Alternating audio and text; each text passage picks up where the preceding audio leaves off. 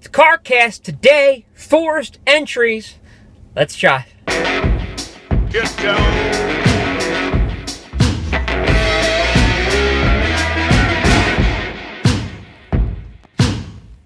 I love what I do. Honest to God, I love it. I love it. And you know, one of the best things I love about it is that as I serve more companies and more clients and have more opportunities to do what I do for more people and more companies, I learn more every day. Look, I am in the last year of my 40s, and I've learned more in this last 2 years than I've learned perhaps in my entire career before that, okay? So that's just to give you some context here, because here's one of the things I've absolutely learned. Everyone I deal with wants a bigger representation of who they are in the marketplace. They want to be seen as the leader. And I've talked about this before, that sometimes one thing that gets in our way of being a leader and talking about what we do is our view of the marketplace, right? We have a lens over how we see the marketplace, and that we did a whole CarCast on that. You should go check that one out. But here's something else that happens, is when we want to be that bigger entity in the marketplace, the myopia, thinking of ourselves first, gets in the way for sure.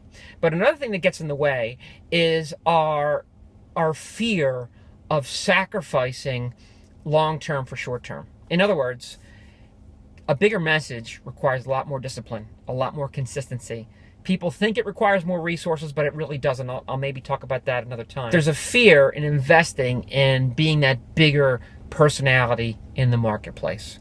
And why is there a fear there? Because people mistakenly think if I invest in being that bigger personality and doing things like this and, you know, creating a bunch of content at a macro level, that it doesn't give me the sales at bats that I need. And that, oh, by the way, especially for a publicly traded company, is what's most important in the here and now, is my quarter by quarter revenue target matters quite a bit, no matter who you are, right? But especially, again, the larger you are, and if you've got some equity behind you, or you're headed towards an exit, or you're a publicly traded company, that revenue consistency and the ability to deliver that revenue consistency with predictability matters. You see what I'm getting at? So what we get afraid of is, oh my gosh, I can't worry about that long term because I got to get so focused on this next quarter, and I got to get that pipeline moving, and I got to close deals, and I have to do it again and again. And I'll maybe get to that. Maybe I'll start to move around the edges of the bigger thing next quarter.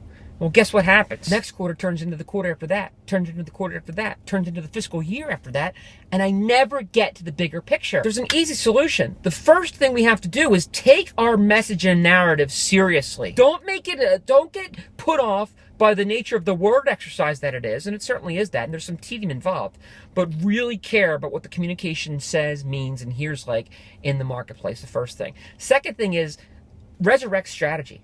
Resurrect honest to goodness strategy and the thoughtful process of how that strategy is executed at the macro all the way to the micro. And lastly, and most importantly, and this will wipe out all the fears of trading short for long term, or vice versa, is make sure that when I execute in the here and now, even if it's a quarterly injection of pipeline and revenue, that I'm doing so with that end in mind. In other words, if I'm going to run a new campaign, don't let me do that in isolation, but let me connect it back to the bigger picture, that North Star of who I want to be in the marketplace. Simple as that. But yet so complicated because so few do it. But that's what I've learned, and that's why I love what I do. Because guess what? I help my clients do this. I hope you learned something today. I hope you're able to put it into place, and I hope you join me next time.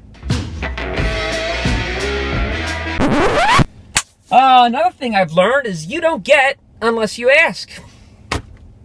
It's a fact. So I'm asking you, join me, won't you, on my YouTube channel?